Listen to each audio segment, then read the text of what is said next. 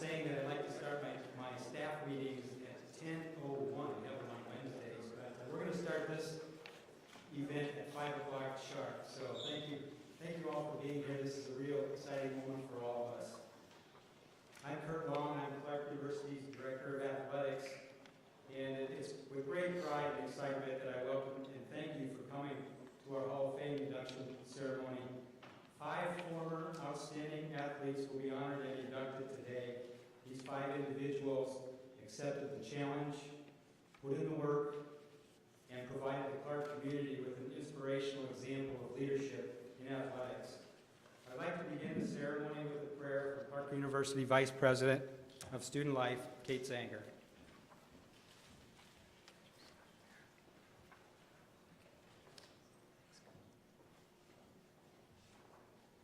Thank you, Kurt, and welcome, everyone. Strong and caring God, you have blessed Clark University with talented athletes. This evening, as some are inducted into this Hall of Fame, we are mindful of the words of St. Paul when he speaks about those who have run the good race and fought the good fight. These athletes have done that and deserve their reward today. May those who are recognized for their success appreciate that the talents they enjoy and the fame that they receive are gifts to be humbly returned to you and to the service of your people. Bless them, their families, and each one of us here today with a persevering spirit to become the best that you called us to be. Amen.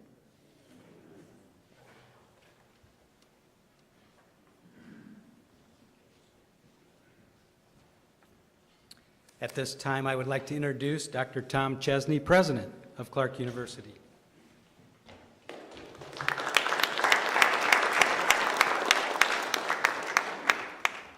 Thank you. As Kurt and Kate have both heard me say, I always recommend applauding after you've heard somebody speak rather than before, because you're not sure what you're going to get. So why would the president bring remarks at a Hall of Fame ceremony? I'd like to think because, on the one hand, as someone who will never be inducted to my alma mater's Hall of Fame, I nonetheless have a certain empathy and connection to our recipients here, although from many years removed.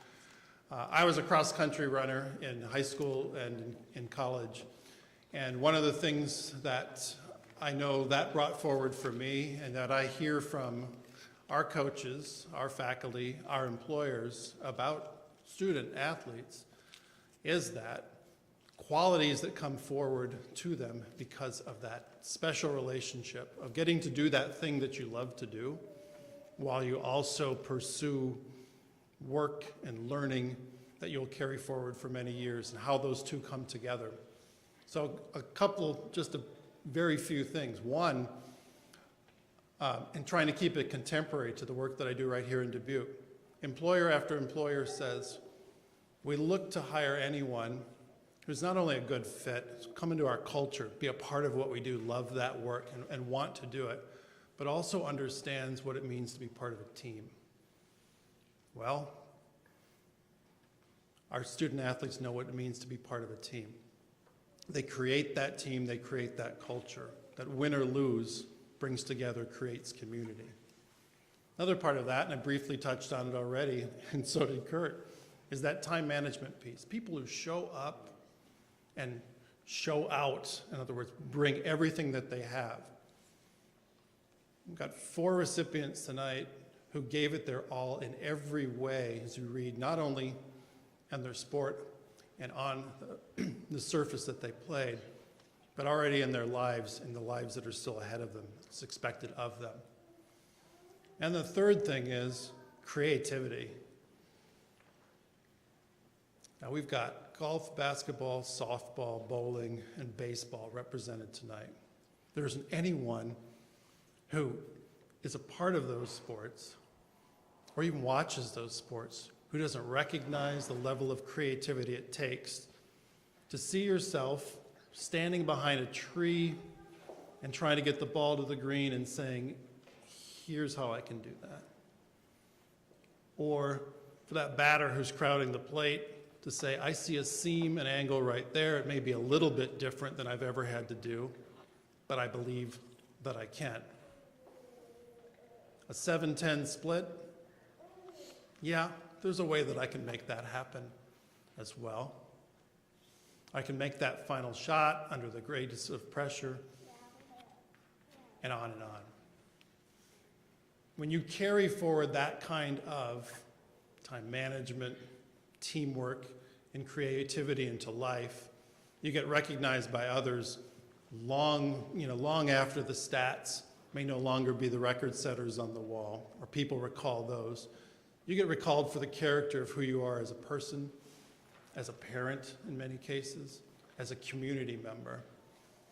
And as we celebrate 4 individuals tonight who are much more than their statistics in the lore of Clark sports, I hope we'll keep in mind that they're part of a legacy of community building that is much bigger than them, which I believe they recognize already, is much bigger than Clark.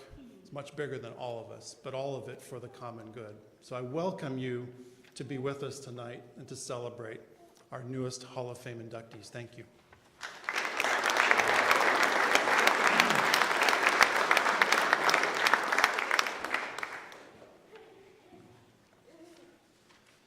Thank you, Tom.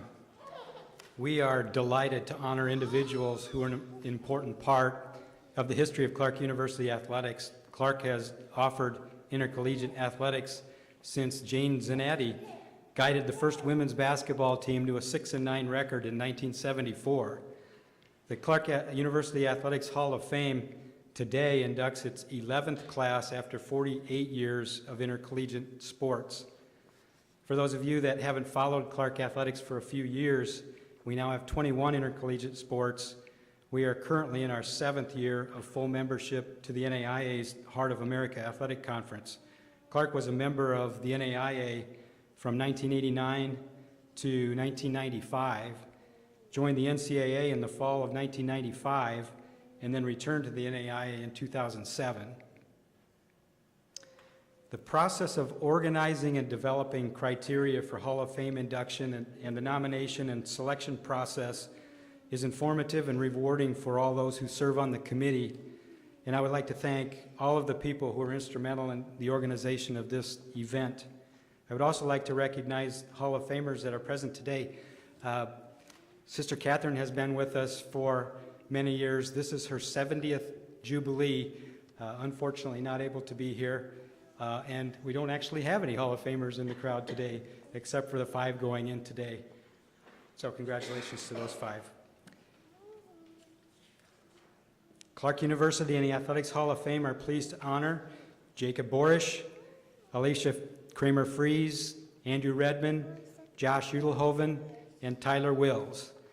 These former student athletes are being recognized for their significant contributions and influence on Clark Athletics and the campus community. Each inductee will be permanently recognized in the Hall of Fame display in the Kiel Center and given a tributary plaque to commemorate this special occasion.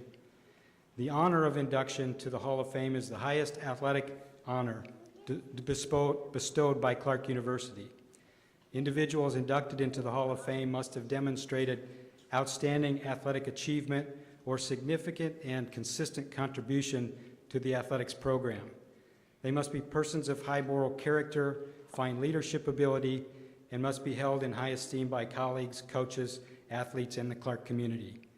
Each inductee will be introduced by a person they have chosen. Introducing Jacob Borish is Jake's former teammate, Michael Maida.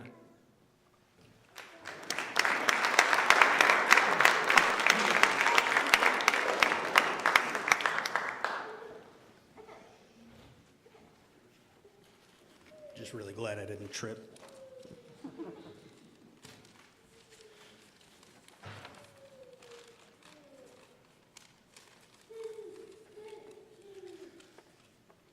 Good afternoon, everybody. This is a very exciting experience for not just the 5 people being inducted, but for all of the family, the friends, and former teammates. I know I'm here to honor my good friend and teammate Jacob Borsch, but first I want to take a quick moment to congratulate all of the inductees including another teammate of mine and Jake's, Josh Utelhoffen. Josh is being inducted for golf a little bit later. He served on the bowling team as well and participated in the national tournament with us. Congratulations to all of you on such an incredible moment to cap off an undoubtedly incredible career. As far as Jake, there's so much that I could say. It's been an absolute honor to be part of the journey with him. And unfortunately for me, I'm limited on time. Fortunately for you, I am limited on time. Jake hails from the great state of Wisconsin, and this is going to kill me to say, but Jake, it's for you. Go Pack, go. Jake was one of the original members of the Clark bowling program, and tonight the coach that brought him here is in the building as well. And I would just like to say thank you, Coach, for bringing in one of my great friends.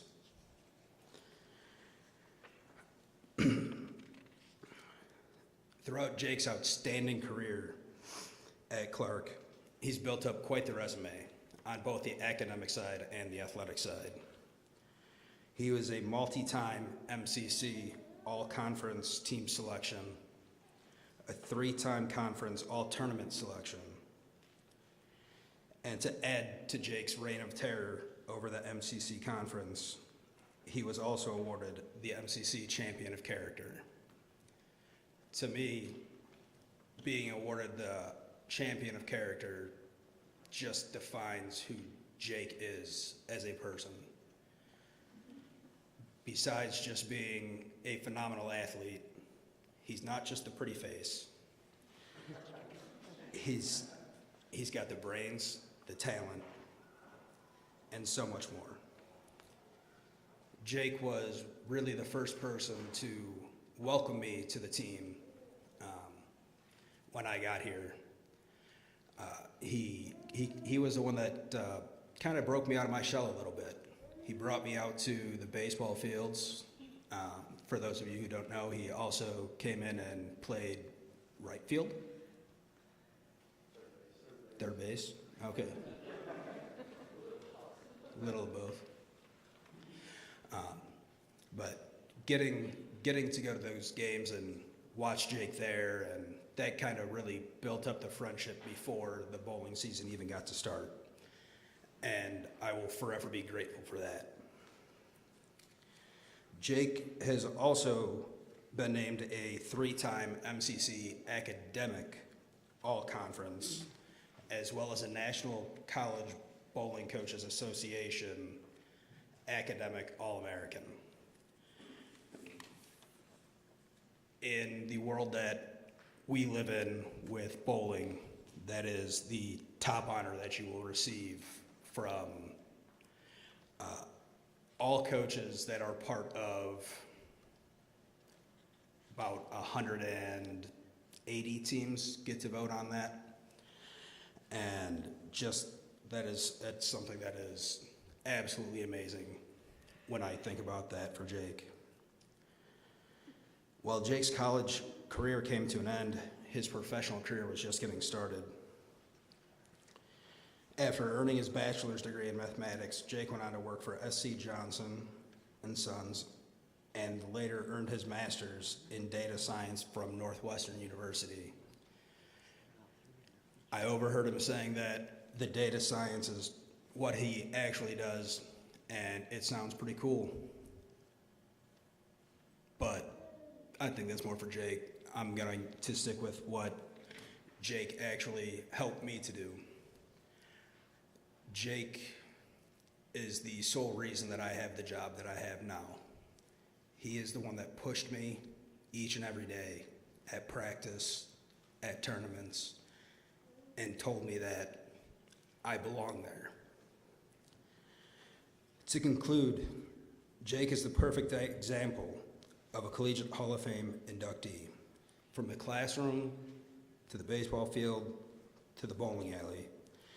Jake has always excelled as both a leader and a mentor.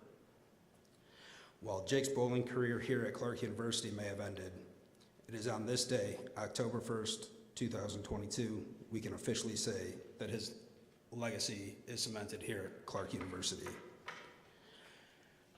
I've been waiting for this day for 7 years, 8 years. I knew it was coming. There's nobody better, man. You did it. There's a lot more to Jake than just the bowling side. I've mentioned a few of those things. Jake, being an original member, also got to lead this team and the school to our first ever USBC National Championship qualifier. I believe we walked away in 7th place. Jake, I still wish you would have made that ball change.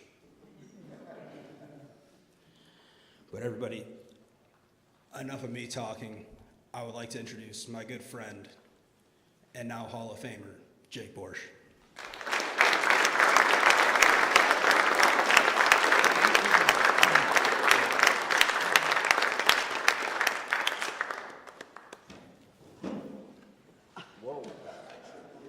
He did end up tripping. Whew, thank you, Mike. Good evening, everyone. It's truly an honor to be standing up here in front of you tonight. You know, when I first found out that I was getting inducted into the Hall of Fame, I thought to myself, am I really that old? And, you know, honest to God, I woke up this morning and opened up my Facebook app, and then I looked in my memories, and 12 years ago today was our first Clark bowling tournament. So, yeah, I am that old. But needless to say, it feels great to be back here at Clark and back here in Dubuque. I want to first thank the Clark Athletics Hall of Fame Committee and Kurt for inducting me on the Hall of Fame today. I'm truly humbled to be the first bowler that's going into the Hall of Fame. I'd also like to extend my congratulations to the rest of the class of 2022. A lot of talented individuals there. I got to thank Mike, my good friend and former teammate, for the introduction tonight. When Kurt first asked me, or told me that I needed someone to introduce me, Mike was a no-brainer. You know, he was honestly one of the best teammates that I've ever had, somebody that was always there to give me a confidence boost and keep me level-headed throughout the tournament. So Mike, I just want to say thank you. Appreciate you being here tonight, man. Some of you guys might know, but I ended up playing baseball for 2 years as well at Clark, along with the 4 years of bowling, and I just want to give a quick thanks to my baseball coaches, Dan Spain, who's here tonight, and Chad Harris. You know, baseball was my first love, and you know, when I first found out about the bowling program at Clark, I instantly wanted to do both. And Dan, I appreciate you guys giving me the opportunity to do both, and your flexibility. I know it's probably not easy, you know, with somebody that might not be at all the practices, you know, each and every day, but appreciate it, and honestly, some of the best memories I had were on the diamond, so thank you. I also want to thank my bowling coaches, so I'm fortunate to have Coach Chris Huffman here tonight. I also want to thank our assistant coach during my time at Clark, Bob Hockrein, and my head coach my senior year, Jerry Marcus. They've all been, you know, huge inspirations, not only with bowling, but for life with me. And Coach Huffman, I just want to thank you for everything that you did for me at Clark and also the rest of the group. You brought in a great group of guys, and you really instilled your passion for college bowling in all of us from the start. And so thank you for not only making me a better bowler, but also making me a better leader along the way. I think that's why we were able to have so much success during my 4 years. Also, Bob Hockrein, you know, he was like a second dad to me at Clark. He really made Dubuque feel like home from the beginning. I can't thank him enough for everything he did, from letting me, you know, go practice at Cherry Lanes every day, asking me to bowl league with his friends, you know, again, keeping me level-headed during tournaments. So I'm just really grateful for him and everything that he did for me during my 4 years. I have to thank my teammates. You know, they're the ones that really made Clark bowling special. And, you know, I look back and I'm very fortunate to be able to bowl with a lot of guys that became lifelong friends. You know, obviously when I look back, I miss the competition, but it's the camaraderie that I miss more. And my dad once told me, with bowling. He said, winning an individual tournament is great, but nothing beats winning as a team. And I can really attest to that, with my time at Clark. Winning the conference tournament my sophomore year and making it to nationals my senior year are two things that I'll remember for the rest of my life. And so it's really rewarding to look back and think about how we went from a first-year program to one of the top teams in the nation in just 4 years. And that doesn't happen without all of the guys that we had on the roster then. Lastly, I have to thank my parents. They've been supportive of me since day one, and I've been extremely blessed with great parents and a great sister, and I honestly wouldn't be up here today without them. My mom, she was the ultimate taxi driver growing up. She would drive me around from, junior leagues to bowling tournaments to any place that had an open lane that I could practice at. More important than that, she helped me recognize the value of hard work at a young age, and she also made me realize that there's a lot more to life than just bowling. And so, Mom, I can't thank you enough for just always keeping me grounded and instilling a strong work ethic.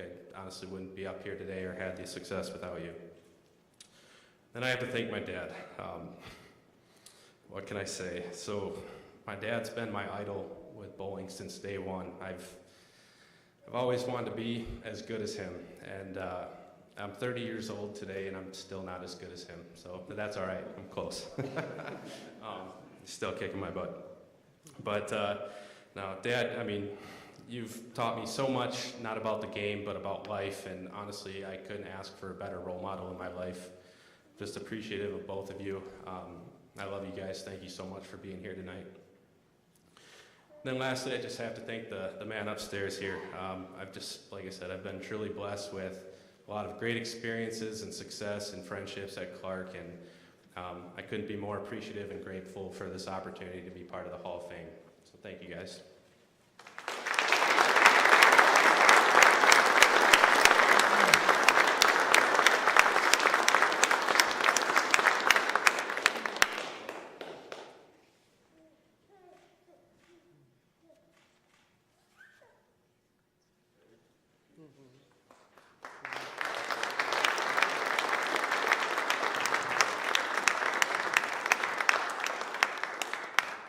Jake and Michael, thank you. Introducing Alicia Kramer Fries is Clark's former Director of Conference and Events and Alicia's friend, Karen Adams.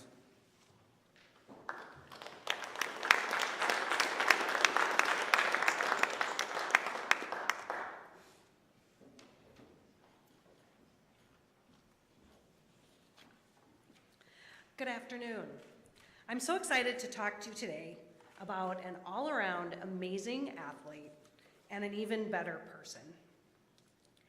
I came to know Alicia through her involvement in athletics at Clark. As an employee at Clark, I had a young family, and we took advantage of every opportunity we could to become involved with Clark activities, especially those where I could include my daughters. Clark basketball provided us with countless hours of fun, both at the women's and the men's games. And when the Clark College Holiday Basketball Tournament was started, our family was all in with volunteering and along with hosting the women's basketball team for meals at our home. Super fans, kind of, you might say. But when Alicia arrived at Clark, there was this excitement and anticipation because we had heard that she was a really, really, really good athlete. And we were so excited to find out. Well, we didn't have to wait long to find out that those rumors were actually true. Now, Alicia was never a flashy athlete at all. In fact, I'm not sure she even realized just how talented she really was. Her quiet demeanor was definitely not indicative of how driven and competitive she was. But once she stepped foot on the court, her passion for the game and her determination for domination was clearly evident. Let me share some highlights of Alicia's achievements. She started all 24 games in her first year, leading the team in scoring with 19 points per game and 41 three-pointers for the season. She was so amazingly good at that long shot. She averaged 4.7 rebounds per game, had 60 assists, and 22 steals. And the team went 17-7 that year and won the conference championship. During her second season, she again led the team in scoring, averaging 18.2 points per game. She ranked second in three-pointers with 28 and finished the season with an average of 5.4 rebounds, 37 assists, and 22 steals. Now, we all gained a new superfan in her second season, her son Jackson. Alicia embraced motherhood with a passion while still excelling at her academics and continuing as a stellar athlete. But Jackson became everybody's baby during the games. And it came really close to being more of a reason to go to the games than the games themselves. I mean, the games were still fun and they were still exciting, but holding and spoiling Jackson made it even better. And my girls loved fussing over him. But back to basketball. It's easy to see why Alicia earned all-conference honors in both of her seasons at Clark. Her 18.6 career scoring average is the highest in program history. She also shares the school record for points in a game at 41 and owns 3 of the top 10 single-game scoring totals. Alicia shared the MVP honor with 2 other players in her first season and was the standalone MVP in her final season. And as if her stellar career in basketball wasn't enough, Alicia also shined brightly in the 2002 season on the softball field. Alicia led the team in batting average, doubles, and triples, and was second in RBIs, hits, and runs. That's pretty darn good. As a pitcher, she was 5-6 with a 4.67 ERA and earned all conference softball honors that year.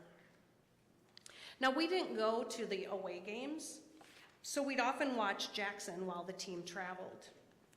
During one of those times, Alicia, as a pitcher, was the unlucky recipient of a line drive to the face. I'll never forget when they showed up at the door to get Jackson. The painful swelling on Alicia's face and the pained look of empathy on Eric's face. So I mentioned that I was going to talk to you about an all-around amazing athlete and an even better person. We've covered the athlete, so let's chat about the person for a moment. After graduating from Clark, Alicia launched her career as a PE teacher and coach here in Dubuque. Alicia is highly regarded among her peers, and she is caring and compassionate toward all of her students, regardless of whether they have ability challenges or they're a top-rated athlete. As a coach, Alicia not only teaches the sport of softball, but teaches her players how to navigate the sport of life. As a proud mom, she manages her successful career along with all the responsibilities of the growing Freeze family, which now includes more superfans, Cora and Ensley. Once again, her quiet demeanor, drive to succeed, and competitive spirit propels and sustains her. What she gave and continues to give as a teacher and a coach has uplifted countless young people and given them experiences they'll not only cherish in the moment, but use throughout their entire lives. After one particularly difficult loss as softball coach at Hempstead, Alicia remarked, "There's always going to be a winner and a loser. The sun will rise tomorrow, family will still love them, and their friends will still be there. But all I asked of them was to give it their all, and they did." I am so humbled to have the honor and privilege, of introducing my friend Alicia Freeze on this day of her induction into the Clark Athletics Hall of Fame.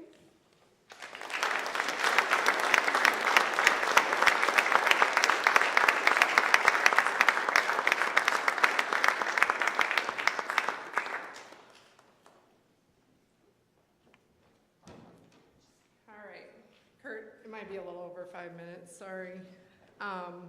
Many of you probably wonder why I only played 2 seasons of basketball and 1 of softball, so I'm going to kind of explain that all to you now. First of all, Karen, thank you for the introduction and also to the Clark Hall of Fame.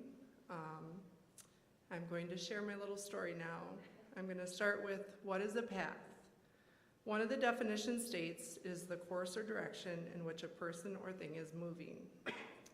If I were to describe my path or journey to Clark, my course would be filled with many twists, turns, detours, bumps, and delays. If you happen to see in the media release or heard in the introduction, I graduated and walked from Clark in 2003. My path began at CPU, where I graduated in 1995. And that's right, you heard me correctly. If you do the math, that means I graduated from college 8 years after high school, and I'm not a doctor. My journey and love for athletics began at a very young age. I grew up in the small town of Urbana, Iowa, where I went to many of the high school games watching my uncle, cousins, and athletes I looked up to. I also tagged along with my dad and watched him play in many men's leagues for both softball and basketball. My grandparents lived 3 houses away and had a full court basketball court where I played in many pickup games with people much older than me. I got involved with Little League softball and town basketball when I was in the 2nd grade, and along the way I played ASA softball and AAU basketball, and definitely not as much as what kids play today. In high school, I participated in softball, basketball, volleyball, and track. I was lucky enough to have a very talented group of girls in my class, and we were very successful in all sports. In 1985, while I was in elementary, Urbana switched to the sport of 5-on-5. As young kids, we started going to open gyms, learning the game. But in 1990, our school merged with Center Point, and their conference was still 6-on-6, so we had to switch back. In 1994, the entire state switched back to 5-on-5. We were one of the very few teams to have played in the state tournament for both 6-on-6 and 5-on-5. In 1995, my senior year, we were lucky enough to win the state championship of 5-on-5. I was an 11-time All-State athlete in 3 sports, but that was not what was important to me. I was honored to be part of a team, something bigger than myself, and knew I wanted to continue being part of another team or teams when I went on to college.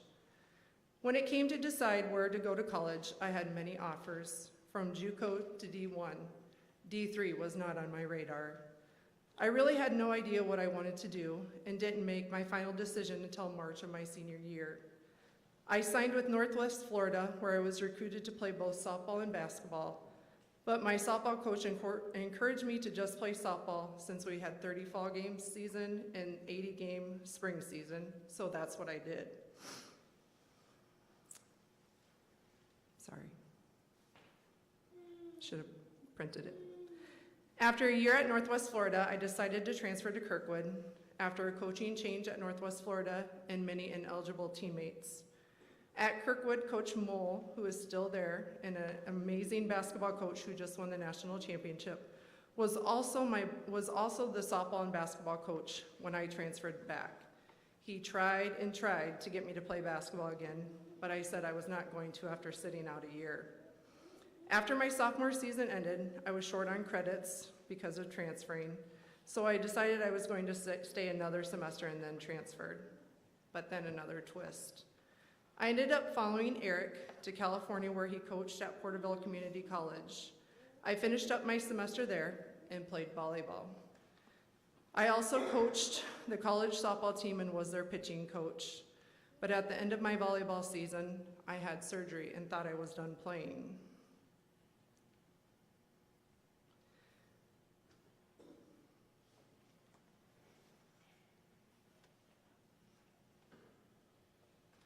In 1999, we moved to Dubuque for a baseball coaching position at what was called Clark College. I was planning on just going to school, but after shooting around in the Kiel Center and jumping in on some pickup games, Coach Cool and some of the basketball players talked me into going out for basketball. Not playing for 4 years and an injury, it took some time to get back into shape and feel the flow of the game again. We ended up having a great season, but then another bump in my path appeared, literally. Not too long before regional, I learned I was expecting. I finished this season and chose not to play softball because of the risk. On October 14th, 2000, I brought my firstborn son into the world, Jackson Henry. I took the entire year off of school and worked full-time and attended as many Clark basketball games as possible so I could watch my younger sister play. In 2001, I wanted to push myself and try to play the final year of eligibility. With my son less than a year old, I started back to school. I played both basketball and softball. This would be my first year of softball at Clark. There was a new head coach, Coach Clark at the time, now La Placa, who was the same age as me, and we played against each other in high school. There were only 11 players out, and we had to recruit 2 basketball players to play. One of the basketball players was asked to go to right field at the first practice, and she said, "Can you tell me where?" So that kind of tells you where we were at that season. After a pitching injury by one of the pitchers, I was asked to pitch, which I hadn't done since my senior year in high school. I had caught and played infield at my previous colleges. So when I heard the 5 and 6 pitching record, especially being a pitching coach, broadcast, I thought, oh no. But now that I look back, with what I overcame, the defense and offensive struggles that we had that year, and as you heard, taking a line drive off my face on the right side, which has left me paralyzed on the right side down, I look back at that 5 and 6 record with great pride. My path to Clark and the journey while here has been bumpy, but I wouldn't change a thing. The Clark community made me feel like home.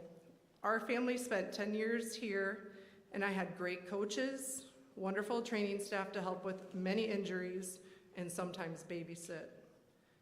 We had amazing fans and faculty, like Karen, who were at almost all of the games and supported us outside of athletics. When I started at Clark, I decided I wanted to become a teacher. I chose kinesiology, otherwise known as PE. With the help of some wonderful teachers and mentors, I fell in love with the profession. Coach Davidson, longtime basketball coach, adjunct Tom Spalla, and Joe Jarish, who a student taught with, all helped mold me into the teacher I am today. The Clark community has helped give me the opportunity to teach over 3,000 students, over 1,000 student athletes in both the Dubuque and Cedar Rapids area. I have coached softball, volleyball, boys and girls basketball, and have officiated for over 10 years. I am proud to know that many of the students and athletes I have been a part of have gone to school and/or to play athletics here at Clark, including my fellow inductee's wife, Jordan, who played for me and then went on to play at Clark. Why did I share my long path? Because it was a long road to figure out where I belong. Clark ended up being the place where my life came together, and no matter the struggles or team records, I was part of something, competing and pushing myself to finish and never give up. Some of my favorite memories include the holiday tournaments, having the nickname of Grandma, having my son around the games I love, my grandparents making it to a game, the friends I met, connections with family, and being able to walk at graduation with my sister. I would like to thank my family for always being there at my events through the years, my dad and sisters for the countless hours of catch and rebounding, my mom and my late stepfather, who just passed, for helping watch Jackson while I played, my in-laws and my mother-in-law, who recently just passed, and to all of those at Clark who influenced my life to help lead me to a life to influence others. Thank you again to Karen for all that you did for me while at Clark, and taking the time to introduce me today into the Clark Hall of Fame and the invitation into the Hall of Fame today. To my little immediate family, thank you and I love you. In closing, do not go where the path may lead. Go instead where there is a path and leave a trail. Thank you.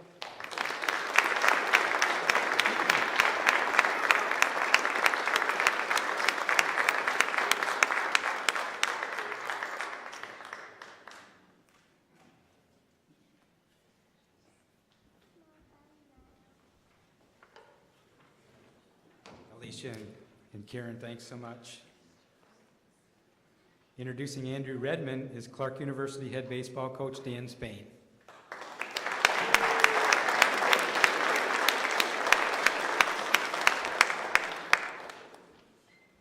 Getting old, my legs are getting stiff sitting there too long, but it's an honor to be here. Congratulations, Red. There's nobody more deserving of this honor.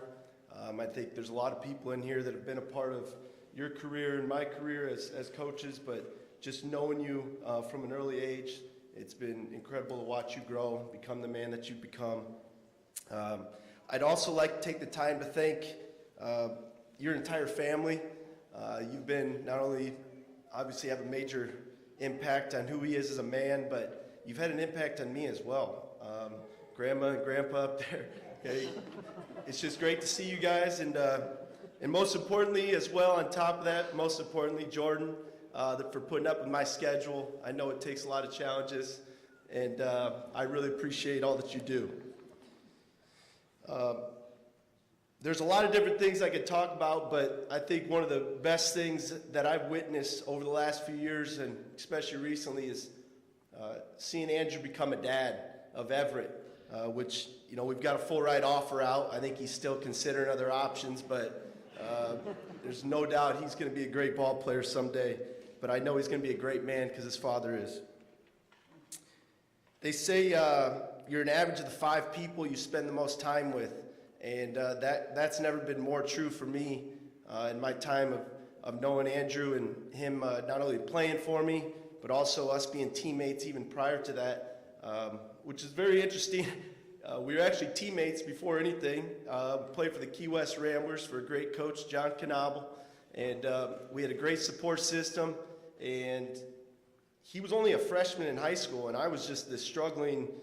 Just coming back, I was going into my senior year, just transferring to Clark, and you know, he's a freshman in high school, and he's out there competing in semi-pro, and he was probably the best player on our team at that point as well. We've won quite a few championships in that summer league since, but it's more so the bonds and the relationships that we've developed, and just appreciate every single game that we play together. Like I said, one of the best teammates I've ever had.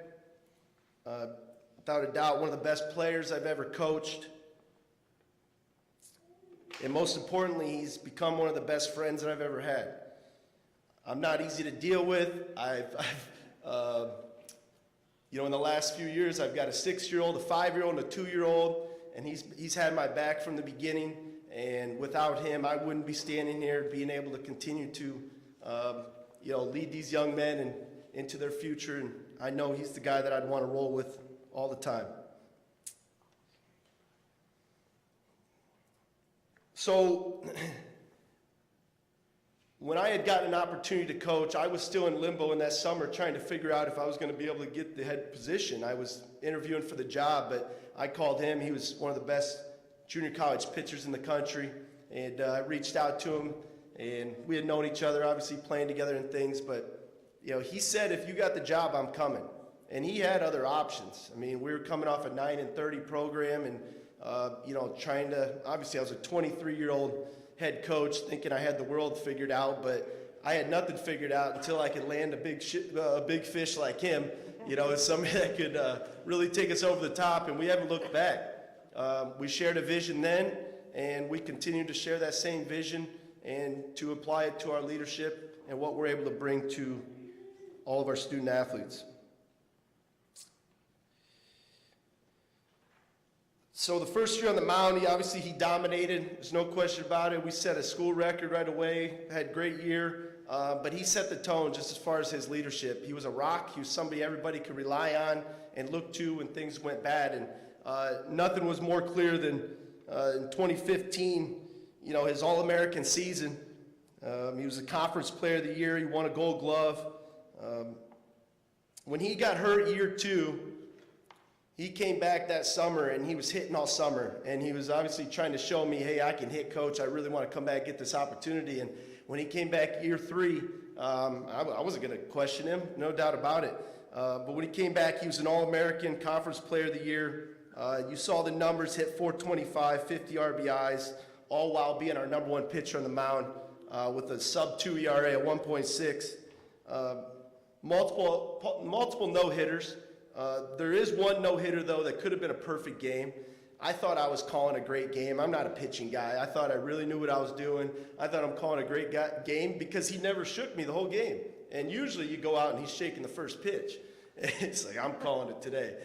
He shook me off one time, gave up the perfect game. That was something I wanted to hang up on my wall as something that I helped you accomplish. But a lot of what I've done, a lot of what I've accomplished would never have been possible without him either suiting it up as a player or sharing the dugout with me in a leadership role, within this program. I would say I'd call it his Michael Jordan or his last dance moment. He had just threw a shutout the day before, big-time game. I think it was against Grandview, potentially. I don't remember all the details, but I remember the performance, and I remember how he responded. He had just threw the day before, and we're out there. We're about to win a game. We got a 2-run lead, and all of a sudden, we bring in another arm, and I think we walked in, the bases loaded. Actually, I think we walked in 2 runs. And Red, I'm looking at him the whole time. I'm just staring at him, trying to figure out, is Red an option here? I called time and come out, talk with him, and he's like, yeah, I'll take the ball. I'm ready, okay. He's sore. He gave everything he had the day before.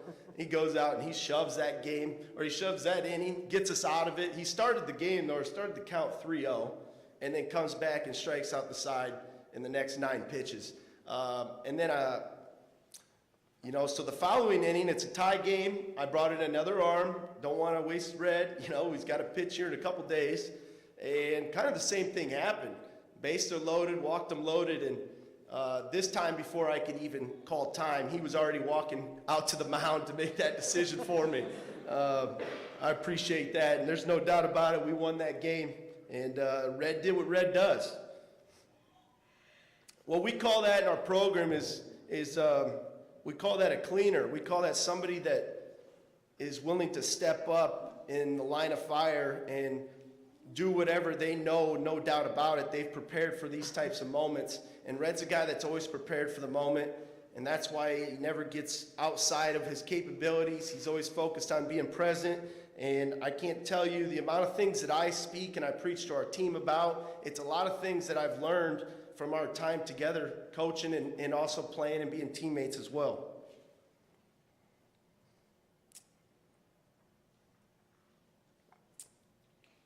There's no doubt about it. He's always a team first type of guy, never putting himself above the team.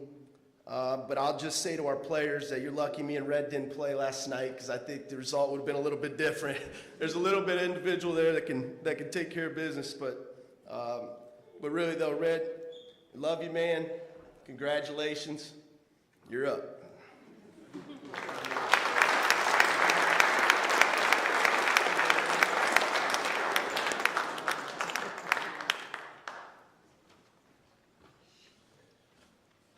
Thanks, Spainer.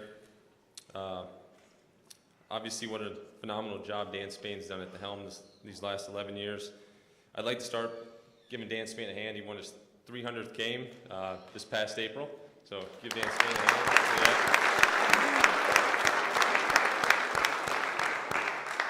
Congratulations to the other 4 inductees here. Obviously, all very special careers, great accolades, and I was able to watch 3 of you compete while I was at Clark. So congratulations. Now for the list of people I need to thank. There's a lot of them. Start with my wife, Jordan. Thank you for all the support. You've been amazing. Met you at Clark. You played here 4 years as well. Softball, so thank you. To my parents, thank you for always trusting and believing in me to make the right decisions and pursue my dreams each day. Now that I have a son, Everett, I strive to be like that with him, so thank you. To my in-laws, thank you for supporting me like a son of your own. You guys have been an awesome support system. For my grandparents, both here and gone, thank you for being at almost every game the last 30 years. You guys have been there every step of the way with us, and like Spainer said, you're our biggest fans, so thank you for everything. To the athletic administration, starting with Kate and Kurt, thank you very much, and also Casey Tauber. Everything you guys do behind the scenes is just incredible, and it makes each year and each season possible for us, so thank you. To all my coaches from Little League through college and even into semi-pro, a lot of which aren't here, but I'm going to list off anyway because many of you may know who they are. Starting with Independent League, Tom Banky, John Higgins, and my father Gary coached me. At Hempstead High School, Kurt Deutsch, Grant Fote, Jeff Rapp, and Tom Witchery. At Iowa Central Community College, Justin Meyer and Rick Peterson. And here at Clark, Cooper Stewart, and Dan Spain, and also John Knobel, who also was the manager of Key West Ramblers for a lot of years. These coaches shaped not only who I was as a player in person, but the coach that I am today here at Clark. So why Clark? What led me here? Actually, Spainer kind of gave away a lot of things I was going to say, but what led me here?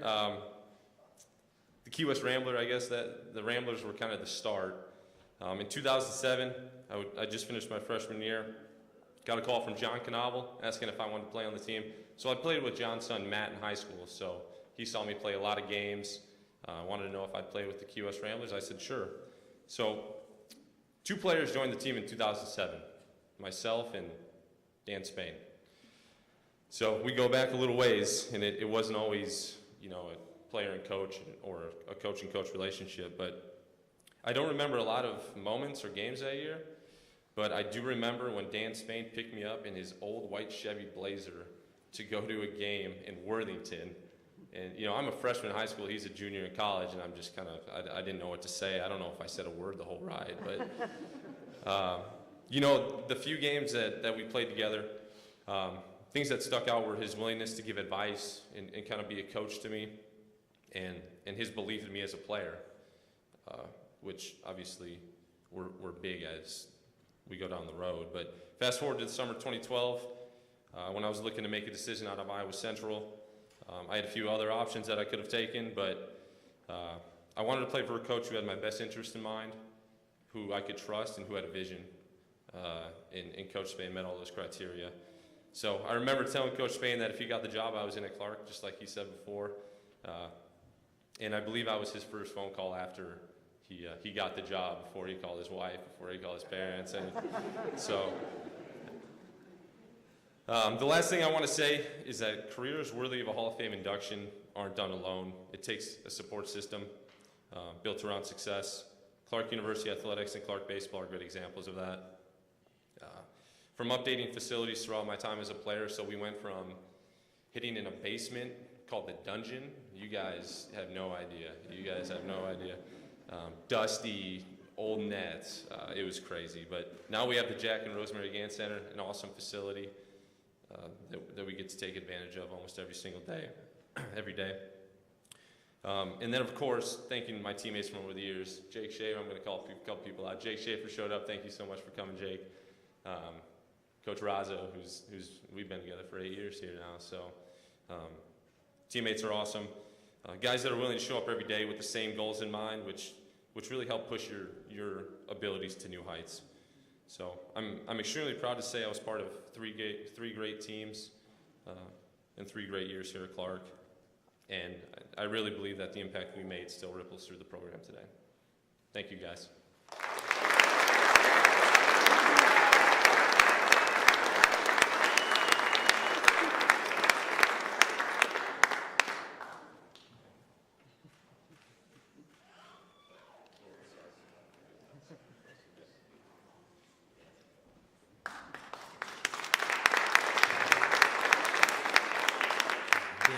Thank you.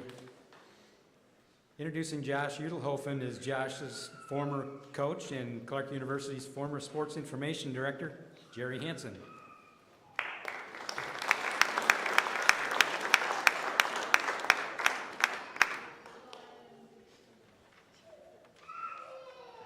Thank you, Kurt. First of all, congratulations to today's inductees on a well-deserved honor. I was fortunate to have been here during your athletic careers for all 5 inductees. I'd like to welcome Josh's parents, Rob and Ann, members of Josh's family, his friends, and former teammates. And yes, this is a big day. I guess my story with Josh began on a recruiting call when I was in the Kohl's parking lot on a shopping outing with my wife. I was recruiting Josh's older brother to come to Clark to play golf, and I heard a young man in the background yelling, "I'm better than Jesse, I'm better than Jesse." Well, it turns out that Josh was, in fact, a pretty good golfer. He had an unbelievable career as a member of the golf program at Platteville High School. He was a 2-time state qualifier, a 3-time MVP, 4-time All-Conference, and earned first-team All-State honors as a senior. He was named the 2010 Wisconsin Golf Coaches Association State Player of the Year following his senior season. In the classroom, Josh was a 3-time academic All-Stater. Josh shot a school record 10 under par 60 at the WIAA Division II Regional, and shortly after that, he signed a letter of intent to join us here at Clark. Needless to say, I had a Lou Gehrig moment, and I felt like the luckiest man on the face of the earth. I knew that for the next 4 years, with Josh in our lineup, that we were going to be in good shape, and we were. At Clark, Josh picked up his academic and athletic career where he had left off at Platteville. He was a champion of character. He had strong work ethic. He was fun to watch and was well liked by everyone. And yes, Josh was a fierce competitor. He was a 3-time All-Conference player at Clark and earned Ping NAI 3rd Team All-American honors. He carded a school record 65 at the Clark Invitational at Thunder Hills Country Club and owns a single season and 4-year career scoring average records.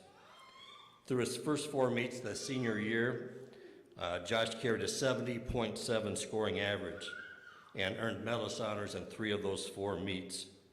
He had 10 top 5 finishes that year and captured medalist honors at the Clark, UD, Loras, and Mount Mercy Invitationals. During Josh's time at Clark, several coaches and opposing players told me how much they enjoyed watching Josh play and competing against him.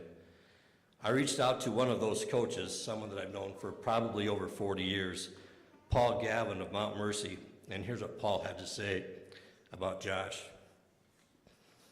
Foremost, let me congratulate Josh Utelhoffen on his induction into the Clark University Athletic Hall of Fame. I had the privilege of seeing Josh play 4 incredible years of collegiate golf while coaching the men's program at Mount Mercy. Now, we had some good teams back then, and several golfers capable of going low on any given day. Yet, in almost every tournament we played in with Clark, one name, Josh Utelhoffen, was always at or near the top. I imagined he had to rent some space out to store all of his awards. Although I coached at another school, Josh was easy to root for. He was cordial and affable, but don't let that fool you, as he was a ferocious competitor. He was aggressive and creative, and he had a pretty swing from the wrong side. He was fun to watch. Again, Josh, congrats on your achievement, more than deserved. I know a lot of other coaches share Paul's thoughts as well. I remember one tournament that we played in. We were hosting a tournament at Thunder Hills Country Club, and Josh and a player from AIB had tied for medalist honors. And the coach from AIB came out to me afterwards and said, are you going to give out 2 trophies for the medalist honor? I said, no, I'm going to have a playoff. And he said, you've got to be kidding me, only it was in a little stronger language than that. And I said, no, we were going to have a playoff. Well, Josh, on the first hole, he drove the green, and he birdied that first hole and won the individual medalist honors. So that was quite we got AIB home early anyway, so after a 1-hole playoff. After graduating from Clark, Josh moved to Florida, pursuing a dream to play professionally. He has played professionally the last 5 years. He's competed in European Tour qualifying school and played in other smaller tours. He remains active in golf today, serving as a caddy, and I understand he is a sought-after caddy with the LPGA, and he's been traveling around the world with his association with golf. Just really happy for you, Josh, and you're a great guy to have around. There's lots of things to say about you, but congratulations and welcome to the Clark University Athletics Hall of Fame.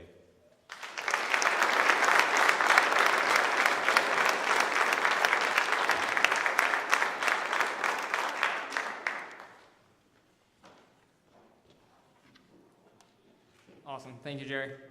Kurt, Kate, thank you so much for this humbling honor. I appreciate it. And congratulations to all the other Hall of Famers out there. It's definitely well-deserved. When Kurt first reached out to me about being inducted into the Athletic Hall of Fame, no joke, I thought it for sure would be for my outstanding bowling career. But here we are.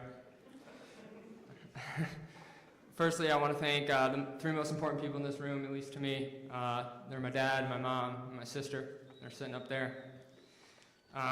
They've been with me every step of this journey.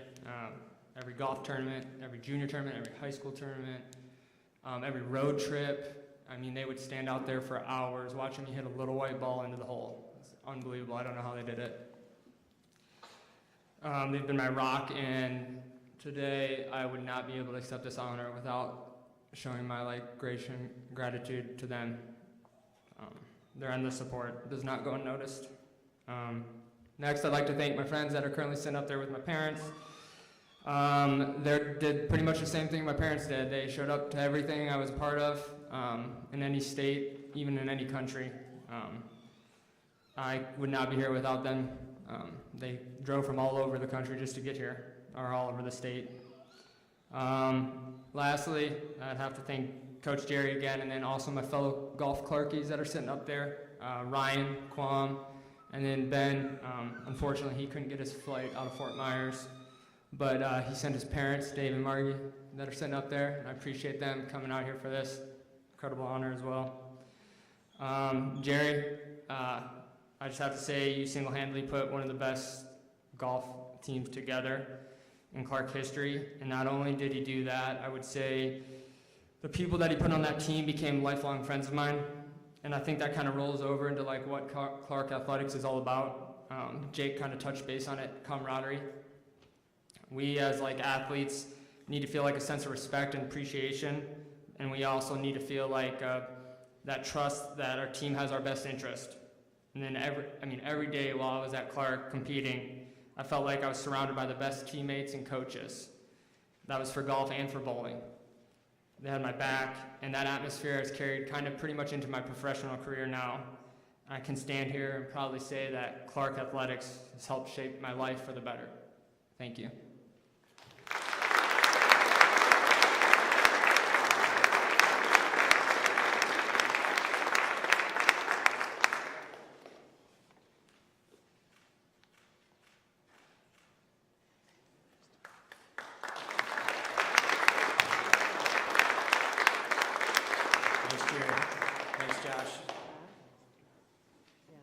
Introducing Tyler Wills is Tyler's brother and former coach Travis Wills.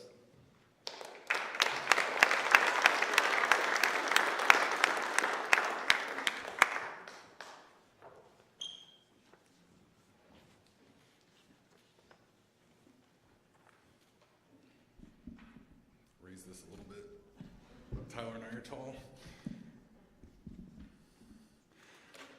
Good evening, everybody. My name's Travis Wills. I'm Tyler's older brother, his roommate for the 4 years he was at Clark, his coach for 3 years that he was at Clark, the person that lived the highs and lows of his college experience with him, and most definitely the person that spent the most time on court and watching him play volleyball. I'm choosing to spend nearly all of my time not running through his countless awards, because there's too many and it'll take forever, but I'm going to try and explain Tyler's relationship with volleyball and competition. Just know he's the best volleyball player in Clark history, and as a 4-time first-team All-American, he's the most decorated athlete in Clark history. There are a few things, as I start out, I want you to understand about Tyler. He's loved volleyball since he was 4 years old, always having a ball with him, and peppering with anyone that would play with him. He destroyed a number of gutters at our old house that we grew up in, playing by himself and using the roof as a partner. He wasn't afforded the ability to play high school volleyball. And think about that for a second. Because of where we grew up, there was no men's volleyball for high school. He was able to accomplish all this without ever having that opportunity. Our parents, and then himself, chose to drive to Milwaukee for club his junior and senior year, driving twice a week for practices and matches all over the country. He plays differently and played differently than 99% of men's volleyball players. He isn't flashy, it's all substance, he realizes every point is equal, and no matter how it looks, a kill's a kill. He always played with an edge, a different level of intensity that is common in a lot of sports that are physical, football, basketball, but it's not common in volleyball. But it's very rare in volleyball. Lastly, throughout his playing career, all of his opponents go through a similar progression. First, they underestimate him. Second, they misunderstand what makes him elite. Then, they get torn up by him in ways that they never really experienced before. And lastly, they finally respect him for his talent and for his competitive nature. When it comes to his career, there were many matches and plays at Clark that I have never seen before and I haven't seen since. And for people that know our family, volleyball is pretty much our life. He played a near perfect match, going 14 kills on 15 swings at Cardinal Stritch. He had a fifth set over in the Kiel Center where he scored 8 of our 15 points against Ambrose, just completely taking over the match and winning the fifth set. And in his entire career, he didn't have a single match that he hit 0 or negative as a left side hitter. All that said, I don't think those moments really define Tyler's time at Clark. When I think of Tyler at Clark, I think of his unmatched will. To me, that's what defines him. There was never a match that Tyler played in where he wasn't the person on either team that cared the most about winning. No matter the circumstances, he never missed a set his entire career.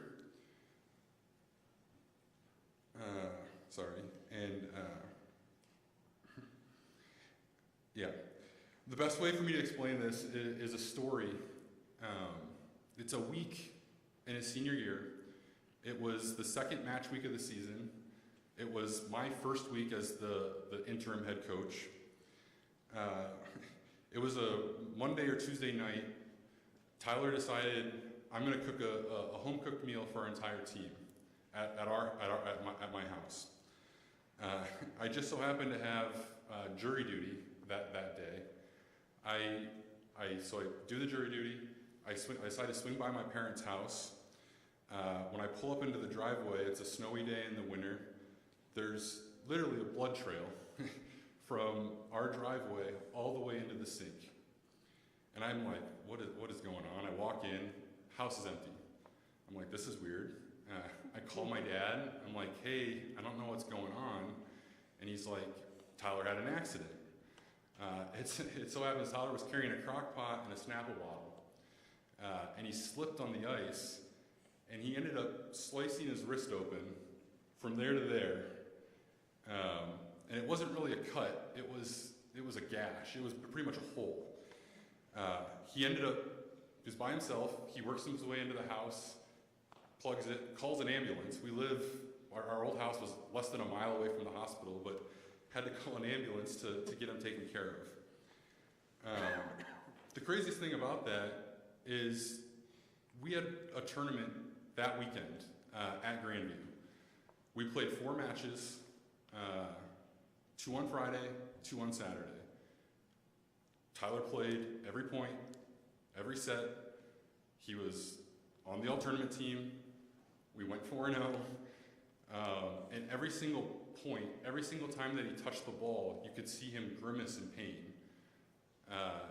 And you have to understand, Tyler, he wasn't someone that didn't touch the ball. He touched the ball all the time.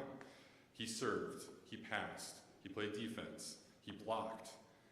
And these guys are hitting the ball between 50 and 60 miles per hour.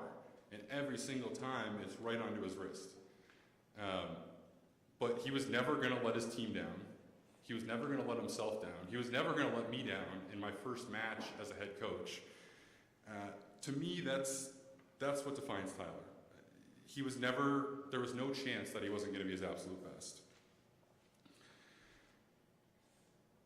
I want to close that story on 2 additional facts because it makes it kind of crazier. The whole weekend he played, for those of you that have had infections, he played the whole weekend with a Sharpie line on his arm, basically saying that if the infection gets outside this mark, they're super worried and you have to take him right to the hospital. It's crazy. And second, he still cooked the meal for the entire team that night.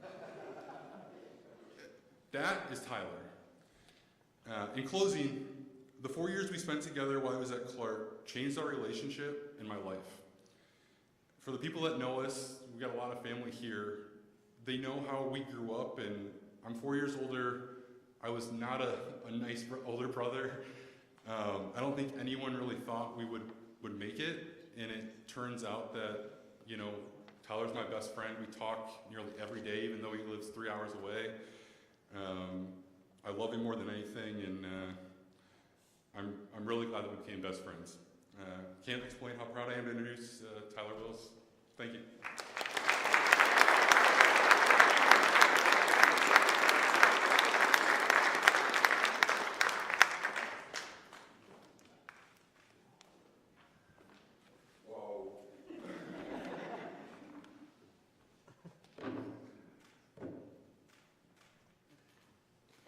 I was crying during some of the others, so I was like, wow, you guys are really good speakers. Like, I was getting emotional during some of the other ones, so I knew I was going to get emotional during that. But hi, I'm so excited to be back. I'm so grateful to be back here.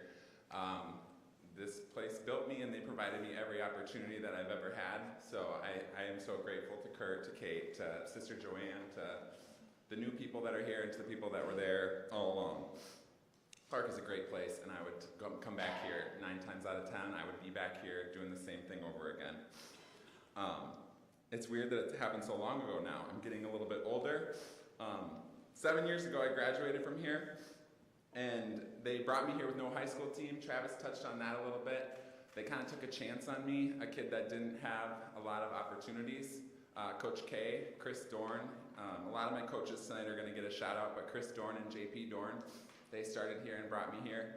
And then I also want to say Eric Plunkett, he was the assistant coach that recruited me to Clark, gave me the opportunity to come and play men's volleyball. Like, some of you maybe aren't even familiar with men playing volleyball or boys playing volleyball. In Dubuque, in Galena, it's just not really a thing that, it's getting bigger, it's growing. We're seeing it on ESPN, we're seeing it on the Olympics, we're seeing it on a more national stage. But 20 years ago, I was hitting the ball against the wall by myself. I was getting yelled at by the football coach for not playing football, and now I'm up here, so it's kind of come full circle, you could say. I wanted to give a shout out to my grandma. She's going to be 91 in January. She came to all of my games. She still is here tonight. She's awesome.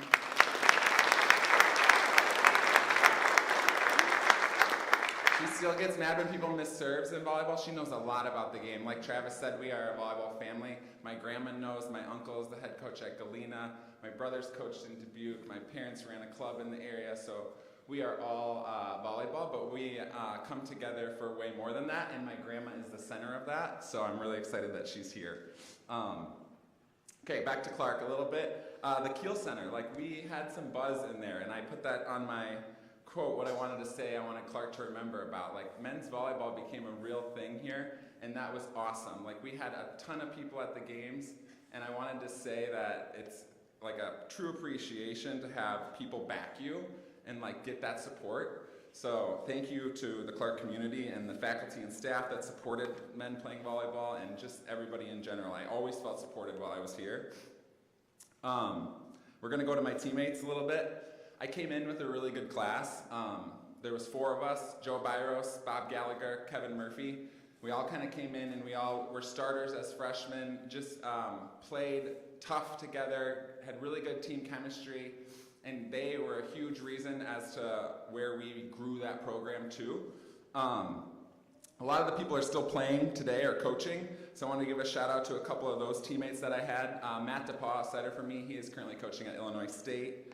Anson Lindsay is here tonight. He was a middle for me. very good middle blocker, and he's currently the head coach at Rockford for men's volleyball. I get to coach against one of my former teammates now, so it's going to be exciting. I coach in the NAC, which is Marion.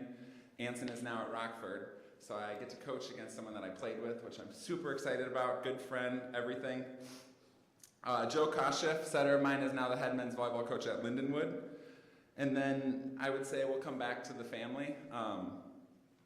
Trav first, he was one of my coaches, so he's the one that introduced me. It's weird, not many people get coached by a sibling, and people always ask me all the time, like, what is it like coaching your brother? Or like, what is it like when you were coached by your brother? And it's the same. He's a coach. He's gonna put me through every single rep and bust my butt to be the best that I can be. And then, yeah, I might get a little bit more, there might be a little bit more heightened pressure, but the love and the support is always there, and it never wavered. So Travis stepped in when we had a coach leave 3 games into my senior season. He was a great coach too, Dan Matthews, but Travis just kind of stepped in, filled that void, and said, like, we're not skipping a beat, we're going. We went to number 2 in the country that year. We hardly ever lost in the Kiel Center, I would say. I think maybe in 4 years that I was here, we lost 3 times there. So it was an environment for sure. It was a real place that I will cherish for the rest of my life. On to my parents. My dad was a truck driver for most of my life growing up. He would go and he would be gone all week, and then he would get back to run the club and to do volleyball on the weekends. So he would make an income for us the entire time, traveling, gone, away from his family, and then get there on the weekend and still put the time in for volleyball for other girls and boys in the area and for me. My other siblings are Jada and Derek. They're twins. They're 10 years younger than me. So I mentioned I coach my brother now. I was coached by my brother, and now I coach my little brother. So Travis is 6 years older than me, and then Derek is 10 years younger than me. Derek is a junior at Marion. He was a first-team all-conference player last year. I expect big things out of him. He has just stepped up huge as a captain, as a person, as a human, just embracing the culture that I played with, that I try to now coach with. He is my coach on the floor. He is my best friend at Marion. I get to have lunch with him. So I go to work, but I still get to hang out with my brother. It's pretty cool. And then Jada. Jada for sure gets a shout out. She is a libero at Drake University in Des Moines, Iowa. She's currently playing, actually. They're in the MVC, Missouri Valley. They're playing tonight, and she is hopefully tearing it up on the court right now. She couldn't be here right now, so I definitely wanted to give her a shout out. I will wrap and close. I spent most of the time talking up here about people. I want to make it clear that it takes a village of people to get to where you go. You need people alongside you. So thank you for all of those people. And then my family here now, thank you for everything that you do for me. My family up in Wisconsin, I continue to play volleyball. They continue to push me to be a better coach, a better player, a better person every day that I'm with them. Bob, Rachel, Mike, Chandler, I love you guys, my family, Jane, Dave, Travis, Derek, Jada, and then Clark. This is an awesome place. Thank you all for being here. Good night. I don't know what's next.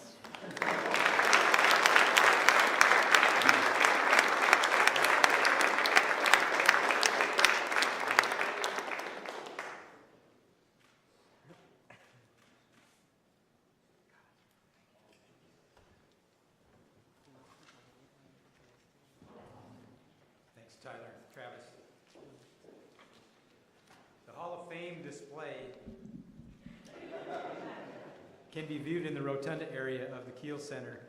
The name of each inductee with the year of induction is inscribed and displayed on banners attached to the columns in the Kiel Center.